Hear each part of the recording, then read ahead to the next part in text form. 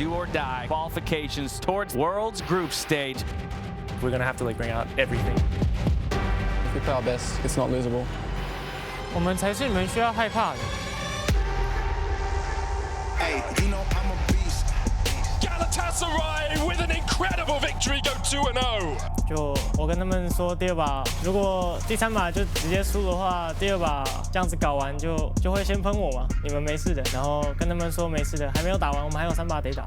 Beyond will not go quietly into the night. They'll take the Nexus and they will make a matchup with Hanwha Life tomorrow. 现在感觉就是无所畏惧了。我们明天会赢下韩华，因为我们会越打越好。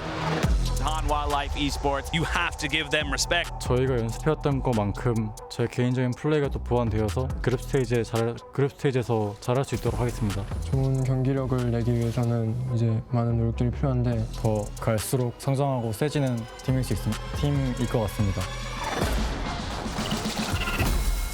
They will move on to the next round to face Cloud9. Whatever they're moving about, finally making it one series away from achieving what we've always been chasing. it's definitely going to be a hard battle. You know, I don't think we could play at our average. We kind of need to play at our best in every game. That's what it's going to take. And Beast are taking them down one by one. I am confident in our ability. They still come here very hungry and willing to fight with everything they got. You can never disrespect your opponent. There's no second chance. I think it's understandable to doubt C9 because in the past we have been quite inconsistent. I think just have some faith. I do think that we'll be a lot stronger in the best of 5. C9, I know you know of Fudge Factor, but you've never heard of Babib Factor before, and I'm coming for you.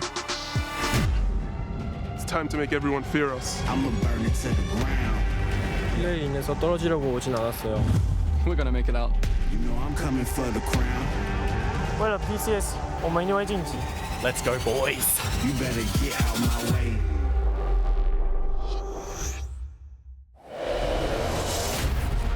It all leads to this.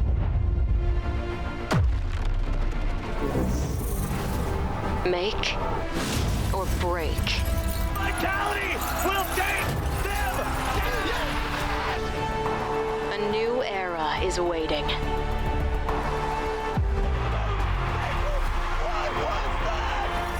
Make it yours. Welcome back, everyone, to Worlds 2021, taking place in Reykjavik, Iceland. Yesterday overflowed with Worlds action, and for Hanwha Life and Beyond Gaming, who we see arriving in our arena here, there is no time to rest. With legacies on the line, our teams are ready to battle once more, facing the next gauntlet on their path to glory. I'm Shox, joined by Goldberg and Emily, while Raz once again will be joining us a little later. But right now, we have our own business to attend to. Yesterday was a very long day. If you made it through that one, welcome back. I hope you got some sleep. But it did also reward us with, you know, a lot of heart-pounding League of Legends, right? Unfortunately, we must say goodbye to Galatasaray Esports and the Red Canids, with Peace and Beyond Gaming going the distance to earn themselves another shot at the group stage. So heartbreaking for the teams that went out yesterday in Galatasaray and the Red Canids. But Beyond Gaming, Goldberg, they made a reverse sweep happen. I mean, you call it a reverse sweep, I call it a 5-0. Okay. It just kind of felt like they were in control of the entire game, especially the early game yesterday from Beyond Gaming was incredibly good. It's something that we saw from the PCS, but we haven't really seen at play-ins. And then they still had some of these inconsistencies around their objective setup that make Galatasaray punish these mistakes, make them go down 2-0. But the fact that they were able to adapt, overcome, and improve on these mistakes made sure that they were able to pull off the reverse sweep. And it was really shocking to me, right? I know you guys talked about this on cast, we talked about it on the desk yesterday, but the way that Beyond Gaming won was really interesting to me because it was so, you know, counterintuitive with what we saw from them in the PCS and even earlier in play-ins. They opted for these early game compositions, they made the most of red side, and I thought it was a really cool, different look from them.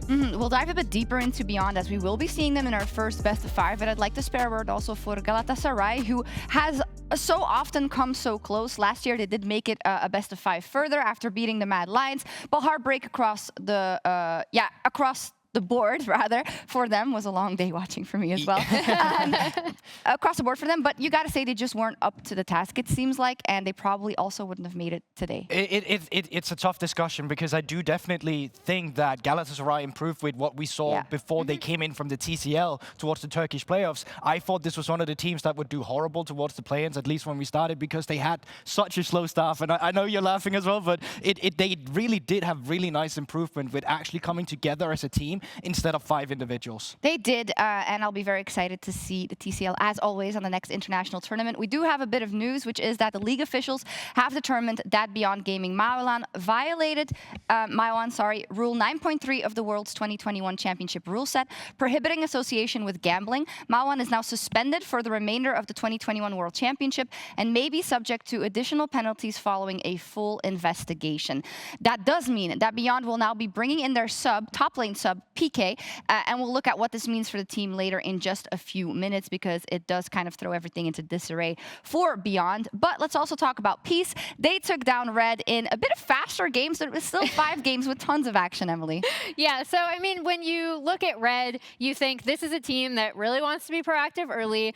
Maybe they weren't as good at picking when they should fight, paying attention to like itemization and stuff like that. In the 2 games we saw, it was because they were able to snowball one of their carries really, really heavily early. But I do think this is where Peace really showed a much stronger understanding of, map pressure and coordination. I think it really all starts with Bobip. As I said yesterday, I thought he played phenomenally well. And this team, as Tally said previously, is just improving from game to game to game. Their teamwork and coordination, especially with Vizicachi coming in, seems to be like exponentially improving as we see them more often. I completely agree with Emily, and it's also just the fact that I feel like we finally got to see some glimpses of the Peace bot lane as well coming together from the LCO playoffs. They were one of the teams, or some of the part of the teams, that was willing to quote-unquote send it when they actually wanted to contest this 2v2, and I think they did a remarkable job yesterday contesting the aggression that came out from Red Canids, and it did give me flashback to a Peace that was a cohesive unit, that felt like a 5-man teamwork coming together, where Tally could get his pressure in the mid lane, move it out on the map, support Bapip, which I just got flashbacks to his Nidalees and AP junglers from years ago, right? Indeed, wonderful performance by them. Unfortunately, the Red Canids, they were very emotional, we saw after the game. To be understood, right, because the CBLOL is still fighting to get to that next stage, but still a very valiant effort for them. But it was Peace who made it, and Vizicachi, he came alive in Game 5 with a dominating Renekton performance, and Lore caught up with him afterwards. And welcome back to Iceland. After a shaky start, Peace are back on tracks, and they will get to face Cloud9 in the second round of the playing stage. And Chachi, thank you so much for joining me. Congrats on winning today against the Red Canids. First off, how do you feel? This was a long series. You must be exhausted right now. I'm really exhausted, that's for sure. I even drank like a bit of Red Bull at the end of Game 4, because I felt like we had this kind of downtime at Game 4, where they kind of stomped us, but I'm really proud of the boys that we managed to come back so strong in Game 5. I can only imagine, yeah, it must have been a tense series. And talk me through actually the development of this series from Game 1 to Game 5. You mentioned the stomp. How did you manage to keep your head cool to finally grab a win in Game 5, and a convincing win, if I may say? It felt a bit like every win from every team was a kind of convincing. Maybe not Game 1. Game 1 was like the closest, but other than that, I think all the games were over before 30 minutes. It was all like 25 to 28 minutes games. So I think it kind of came down to who wins the early game and who snowballs harder. So we kind of went in with this mentality for Game 5 that we just draft early game and we tried to snowball the lanes, and well, it worked out quite well. Yeah, the laning phase for you went really well. And I mean, you also got to play Poppy, so it must feel like a really good series overall. But, it didn't go as well as I planned, but overall, yes. Yeah, it's a win. A win is a win. A win is a win. Next up for you, C9 for the next game. I mean, you know the team, right? And you've seen how they played. They had a really strong start, but they looked a bit shaky for the past 2 days. What do you feel about this matchup and how this one's going to go? Oh, C9 is still pretty strong, even if people think that they are like a bit weaker now because they lost 2 games. I think it was kind of like a bad day for them, but we are definitely expecting them to be an extremely strong opponent, and we need to play like in Game 2, 3 and 5 if we want to win against them. So we have to bring the strong early and mid game that we have, and yeah, try to snowball the games. Very interesting game for sure. But for now, Chachi, you had a long day. I want to let you rest. Thank you so much for the Thank interview. you very much. Congrats on this victory again. And back to you guys. Thank you so much, Laure. Aside from everything, it's super cool seeing Vizicachi just like taking this opportunity and smurfing it on the international stage is great to see, and we'll see how far he can bring it with Peace. Definitely. I like this discussion about the early game as well. To me, it seemed like it was something Peace was lacking when they faced Hanwha Live and when they faced LNG in the beginning. So for them to acknowledge this and come together and finally just snowball the games to the point where they're comfortable in the mid game, super nice to see. Great strat. Now, let's set the stage a bit deeper for our featured matchup presented by Mercedes-Benz. Cloud9 versus Peace later today.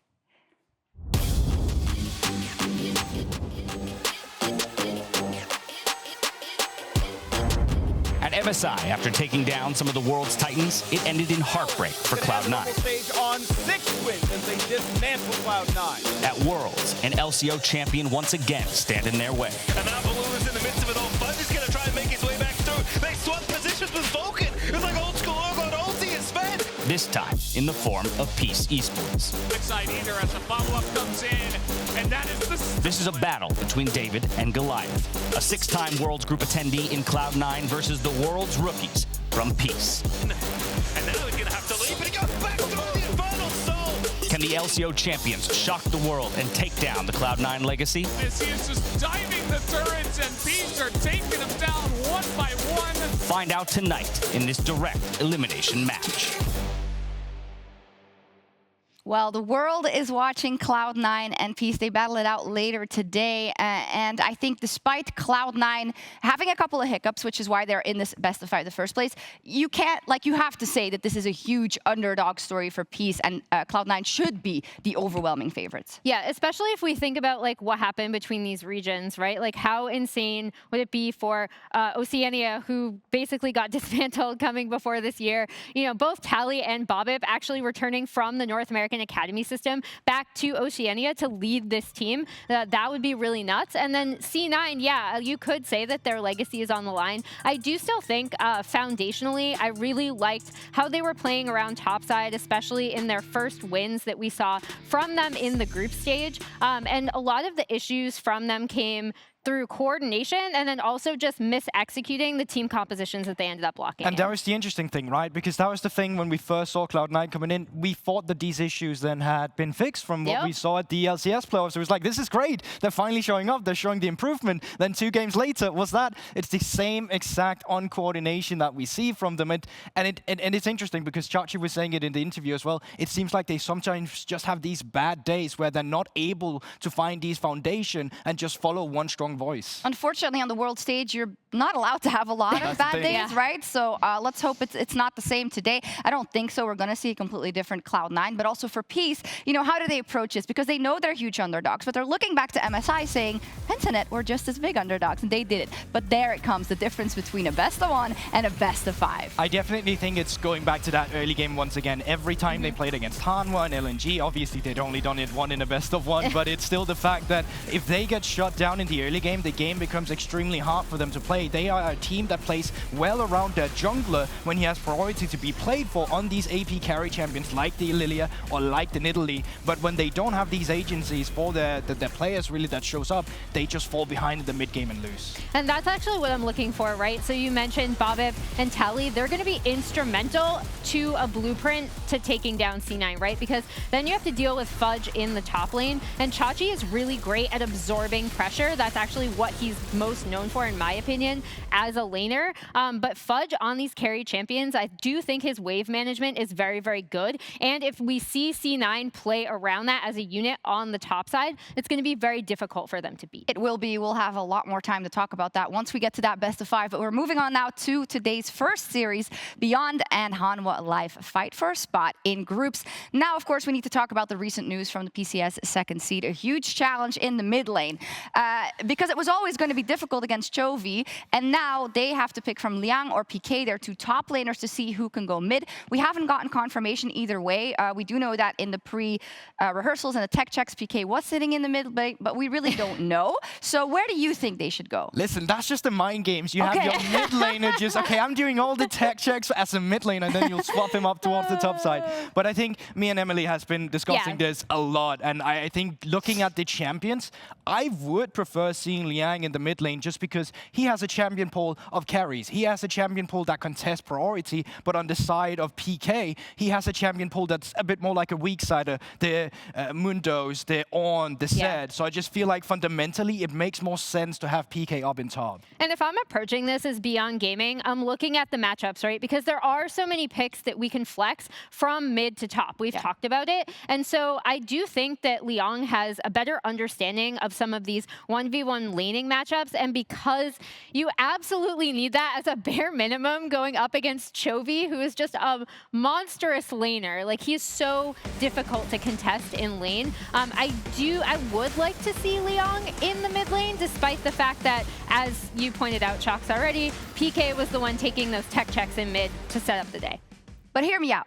How about you just leave it. Like, it's all over. And it's the most important control point on the map. Two people top lane against Morgan. I'm kidding. I just want to can't even lane against one. Don't put two up against him. I do want to explain that I really don't want to make light of the situation, but it's just a bit absurd what is happening here, right? So we're just trying to, you know, think through what the options are, because as you guys said already, Chovy is Hanwha Life, right, Goldberg, and it's going to be incredibly hard to displace this man. I mean, it's not only just looking at the stats, like this guy is highlighted because of how good of a laner he is, understanding the different matchup there exist in this game. But it's also, this guy has improved as a player throughout this year. We have been talking about this as well, that it's not only just about getting that mid lane priority, it's how you excel it elsewhere on the map. He's essentially a second jungler for the team, or the first jungler, depending on your opinion of filler. But I think that is the thing when we talk about Chovy, like what makes him such a formidable player. From his entry into the LCK, he had such a strong understanding of the 1v1, and now he has such a strong understanding of that, plus increased map awareness. So it's incredibly difficult to deal with him. Yeah, it's crazy. You also just continuously see Chovy still evolving, right? He's adding things to his playbook, a lot out of necessity as well, I think, this year for Hanwha. So let's talk about where it could come from for Beyond. Doggo is the sub-turned superstar. He has a matchup versus Deft. I can't even imagine how he's feeling, because he already had to put everyone kind of on his backpack to start with. But how big can the Doggo factor be here? How much can he realistically make happen out of that bot lane? So for me, I'm looking at how they're going to contest the bot lane 2v2, right? Because when we're looking at the way that Beyond Gaming approached yesterday, both of us talked about how their early game was actually really surprising to us, and Husha was playing more around his lanes than we'd previously seen him. He was playing a lot better, but he didn't actually go bot side all that much, and it was still about the Beyond Gaming bot lane, Kino and Doggo, making the most of the fact that Galatasaray did not play the early levels of the 2v2 as well as they could. They kept taking bad trades, and they were absolutely able to dominate that bot side of the map. But I also think that's going to be a different story going into today's matchup when it finally is Deft down here. He has a way better understanding of what the Galatasaray laners had with their life, and I think it's going to be this ability to react as a jungler, like we saw Husha yesterday do as well, to be at the correct time, at the correct place at the correct time, rather. So I think jungle tracking today is going to be pivotal for this series and getting Doggo ahead. Oh, absolutely, because how much we talk about Chovy, we saw that Hanwha Life has no trouble playing around their bot lane in the regionals and also here at Playing so far. And that then also makes me think about Drake priority, for instance, because for Beyond Gaming, even though they pulled it out yesterday, to start off the series, I think the first two games, their objective control was awful. I was casting that, and I wasn't too happy about it when I took a look at it. I think the first two games were one of the reasons they threw the game, but I also believe that they were adapting throughout that series. Yeah, so we did see it improve, but also, as you said at the top of the day, Goldberg, like, that could have been a 3-0 for Beyond, right? Like, if they hadn't messed up their neutral objective setup, if they had hit the correct timings, it could have been a 3-0 sweep for them. Yes, so I think we're looking at that as, hey, if you just shot call this better, you have a much better showing. going. Finally, Hanwha Life. Emily, I think the way we can look at this is they're the 4th seed from the LCK. They need to have a very convincing performance here. And I think they will. I'm going Hanwha 3-0. Spoilers for people that wanted my prediction. And I actually would have gone Hanwha 3-0 even without what happened earlier yesterday. Because I just think this is a time for them to make a statement, right? Like, everyone's kind of been ragging on this team. They're not well coordinated. Like, this is the time that they need to come in, say, we are still incredibly strong and we are a shoe-in for the groups. PK is mid, by the way, at least in this first game. So we'll see what happens. Hanwha Life hungry for their place at the top. And while Beyond Gaming face a daunting challenge, the world stage is where legends are born. It's up to Doggo and his team to gather their grit and run the gauntlet of a lifetime. Let's join our casters for the final day of play-ins.